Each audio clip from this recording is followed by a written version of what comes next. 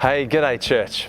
Wherever you might be watching from today, great to have you here today and being able just to share a few more thoughts with you.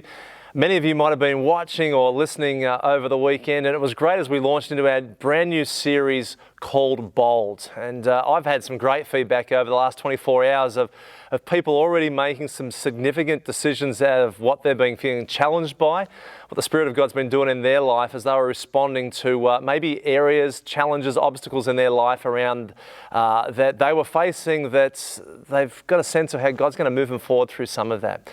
You know, we talked for just a moment about where boldness comes from. You know, what makes somebody so bold?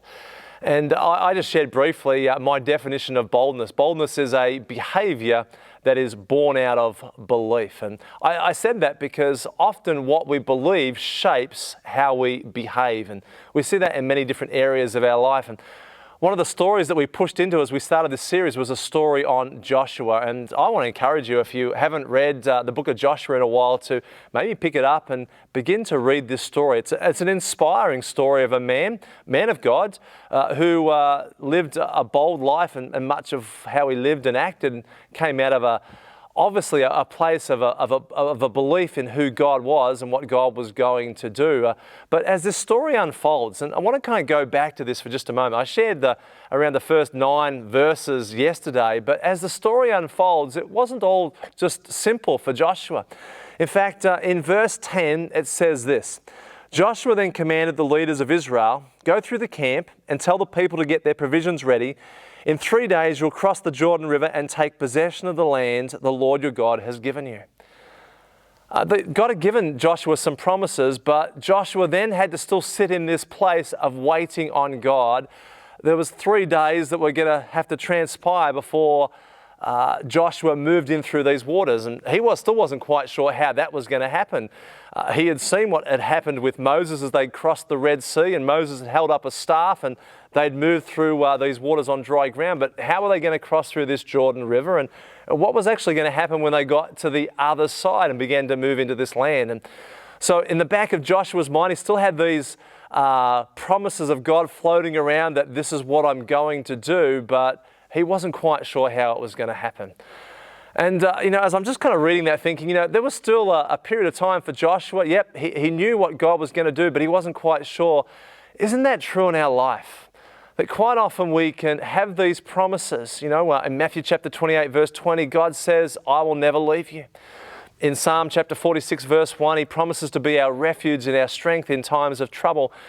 And so as we lean into whatever it is that we might be facing, quite often as we do that and as we take a hold of those promises by faith, we find ourselves in that waiting space, still waiting on God. His answers to prayer, sometimes they're not immediate.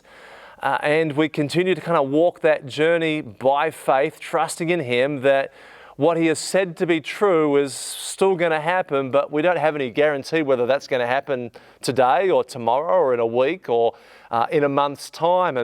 And sometimes the answers that come, they're sometimes slow in coming. But it doesn't negate the fact that we still have a God whose promises can be counted on.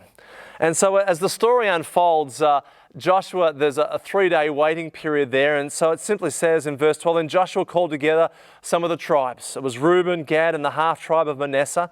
And he told them, remember what Moses, the servant of the Lord, commanded you. The Lord your God is giving you rest, and He has given you this land." So for them, they weren't going to go into the promised land. They were going to sit on the eastern side, and that was the land that they were going to inherit for themselves. But then Joshua calls them and says, "But we need you to leave your wives and your children. We need you to come over and you need to help us take this land as well." And I love how the story finishes in Joshua chapter 1, where they come back to Joshua and they say, "We will do whatever you command us, and we will go wherever you send us." In that moment, they could have said, "You know what? No, you just go and do your thing. We're taken care of here. We're just going to stay where we are. We've already got this." But no, they were willing to go. "We will obey you just as we obeyed Moses, and may the Lord your God be with you as He was with Moses. Anyone who rebels against your word and does not obey your every command will be put to death. So be strong and courageous." These very words that God had given to Joshua now the people are giving back to Joshua. It must have been just such a great confirmation for him in that moment that God's already told me to be strong and courageous, and now I've got this word being ratified back to me by my own people. This is an encouraging story. Moses had died, but God had not left Israel as orphans. And so as we go into our week and as we continue to kind of move into this month, and just as we face some of the challenges that this season might be throwing at us, hey, I want to encourage us today to kind of keep staying the course and to keep reminding ourselves of the promises of God in our lives, and just maybe 3 things to kind of hang on to this week. I want to encourage us to stand firm on God's promises. It is so crucial for us in moments like this that we remind ourselves of God's word, of what God says He will do in our lives. Stand on God's promises for our lives. To stay connected to God's presence, so vitally important. You know, it's easy for us, I think, and this is part of the silver lining for us in this season, is not to pull away from God, is where we've got more time on our hands to not just kind of push into maybe some other things, but to stick closely to His presence. We're standing on His promises, we are sticking closely to His presence, and we are staying closely connected into His words. And so I want to encourage us, church, wherever you might be, whatever you might be facing, we're not going through this season on our own. We've got one another as well too, but we actually have a God who hasn't left us as orphans in this period of time.